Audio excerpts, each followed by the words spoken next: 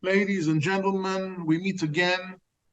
I'm afraid we are now at war for over a month here in Israel, a war that was forced upon us. And I'm personally very much involved, as my son and my four sons-in-law are all in IDF serving, mainly in the south. And our schools, I'm vice chairman of Yeshivot Ulpinot Bnei Yechivas. We have 70 schools. We have 24,000 students. We've got 84,000 alumni. So we've definitely got over 50,000 of our students and alumni now in uniform. And besides being preoccupied with it and very worried, we find that we have to be part of this effort, this war effort, in many, many ways. In fact, 8 out of our 70 schools have been transformed to army bases in order to handle this new situation. And the students are learning in different places, different houses. We have to be creative here in order to win a war. What has all this got to do with Pasha children?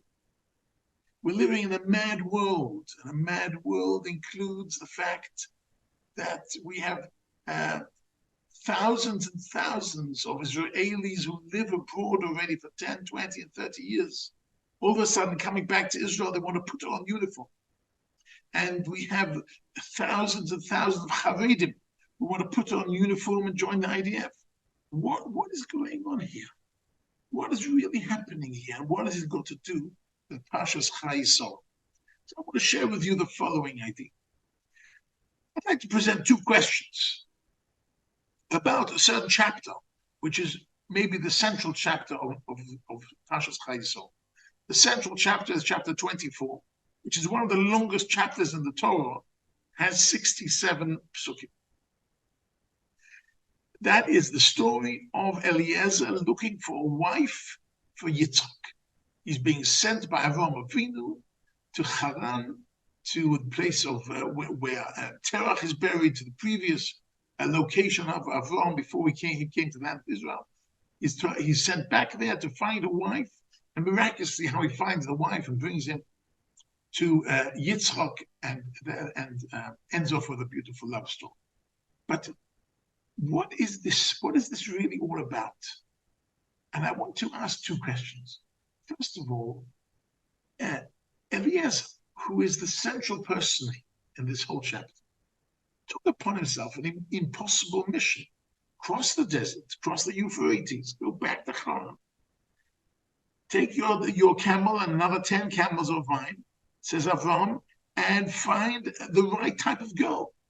You mustn't take a girl from the local Canaanites. Have to get a girl from there and get a good girl. How is he convinced her to come back with him? And how will the parents agree? And how it just doesn't make sense psychologically, physically, logistically. It seems like a mission impossible.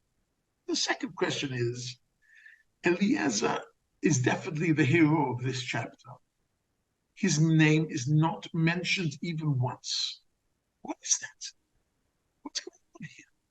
If he's running the show, why isn't his name mentioned even once? And I think there's one answer that answers these 2 questions in a very special way and connects to our war and what is happening just now in Israel. And that is the following idea. He is in a specific situation. Eliezer is trying to do whatever he can. And he's accepted upon himself mission impossible. But he can only do it because he is the shaliach. He's being sent by Avraham Avinu. He feels that he is the extension of Avraham Avinu. The first time we hear about Eliezer is in the Parshas Lech Lecha. He's called Damesek Eliezer, says Rashi. It's an abbreviation of Dole Umashke Mitorat Obo, which means he was the prime student of Avraham Avinu. He knew all his Torah of monotheism. He knew the Torah of Chesed. He absorbed Avram's Torah on such a level that he's the only person who really found a suitable wife for his only son, Yitzchak. And he understands that he is taking upon himself this mission impossible, and it's only possible to do this not because he's Eliezer, because he is the Shaliach. He is been sent. He has got the uniform of a student of Avraham Avinu, and therefore he has the power of Avraham Avinu. I know many times it's happened to me. I go to a doctor, and the doctor hasn't got his cloak on. It's difficult to get treated by a doctor when he hasn't got his white cloak on. Why is that? Because you feel when he's got his uniform on, he is the descendant of all the previous doctors, and he has accumulated all the right knowledge. Because the uniform does something to the person. In fact, in the Beis Hamikdash, a Kohen could not serve in the Beis Hamikdash if he didn't have the right uniform. The uniform does something to a person, and it gives you spiritual and physical powers that you didn't know you have, because it actually makes you the natural continuation in the Beis Hamikdash, the natural continuation of Aaron HaKohen. And this, in our case, he is the natural continuation of Avram, and therefore he has these kochos, he has these special powers.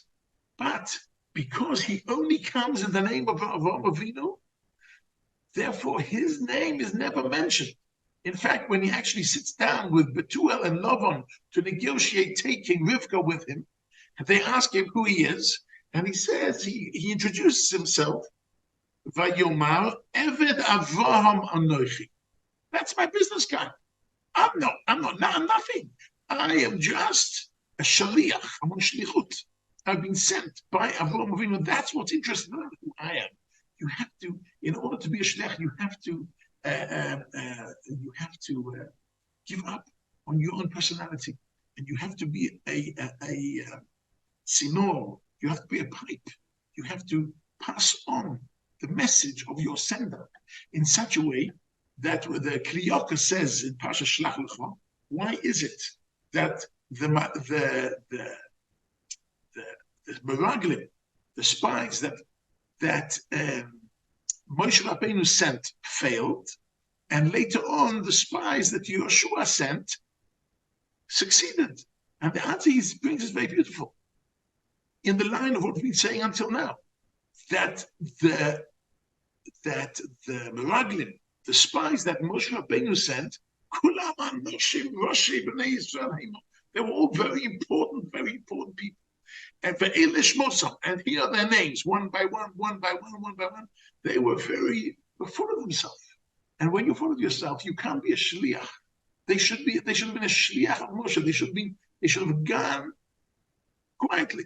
And what happens with Yeshua? He only sends 2 spies, and who are the spies? We don't know. Their names are not mentioned. Meraglim Cheresh. Cheresh means quiet, stum. We don't know who they are. And that's the way spies should be. Spies should just be sent by their senders.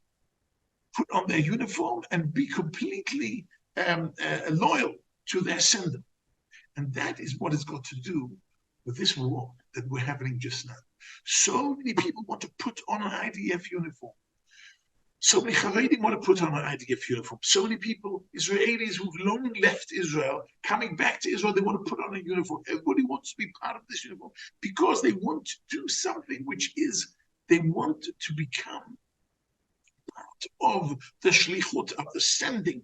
Who is sending? Am Yisrael. Am Yisrael was hit bad. Am Yisrael was butchered.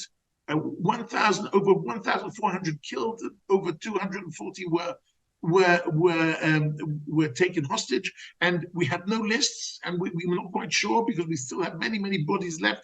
We don't know who these bodies belong to, and therefore we have many people missing in action. We're in a mess because the brutal hatred and the evil and the inhumane way that they burnt and beheaded and raped, that has left us in rage that everybody wants to take part in this, that we have to get rid of the evil in the world. This is evil, and we have to get rid of this evil. And everybody wants to take part in this. I just want to end with a story. I'm now not in the army and not in the IDF. I'm too old. I'm Alta Zachem, and they don't want to call me out at 62. But when I was younger, when I was 21 years old, I was a tank driver in the war, the first Lebanon War, 1982.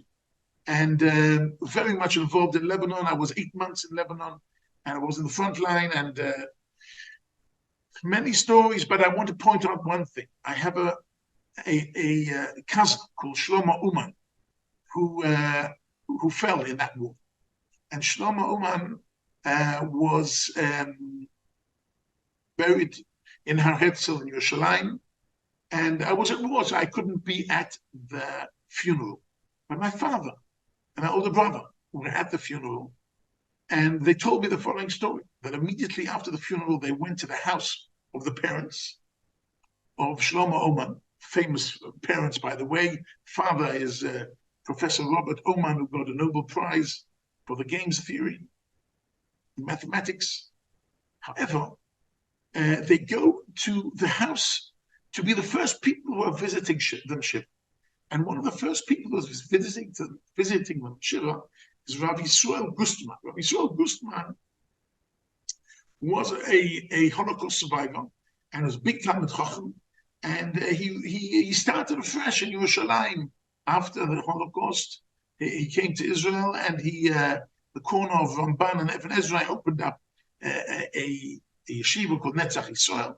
And this Shlomo Uman, when he had time off, he went to sit in the base of Medrash of Rav Gustman. And Rav Gustman said it's not the tradition that you speak before the Avelim speak, but I have to say something. So the first person to speak was Rav Gustman. They're all sitting around, and Rabbi Gustman starts off by saying, HaKadosh Baruch Hu blessed me with a son, Menachem. And my son Menachem was such a lovely boy. And when he was 3, I taught him Aleph Beis, and when he was 4, he already knew the Tefillas. And when he was 5, we already learned some Chumash and some Mishnah together. And then the Nazis came. And the Nazis saw what a lovely relationship I have with my son. So they butchered him to pieces and killed him in front of my eyes. And I want you to know, he said, in Olam HaEmes, in Yerushalayim Shel Mala, my son Menachem is jealous of your son Shlomo Uman, who just now we buried. Why? Because my son was killed as a Jew. Kiddush Hashem was killed as a Jew. And that's a great thing. And they're going to have a special place in Olam HaEmes. But your son was not only killed as a Jew, he was killed as a Jew in uniform. And uniform means he's a shliach tzibur. He's a chazan. He's a leader. And whoever is a shliach tzibur in this world is a shliach tzibur in the next world. People understand what is the physical and spiritual powers of putting on an IDF uniform. IDF uniform means I am shliach of the whole of Israel. And that's why the Haredim are lining up, and that's why Chutzlats are lining up, and everybody's lining up, because everybody wants to be part of this shlichut, so that we win this war. Hashem,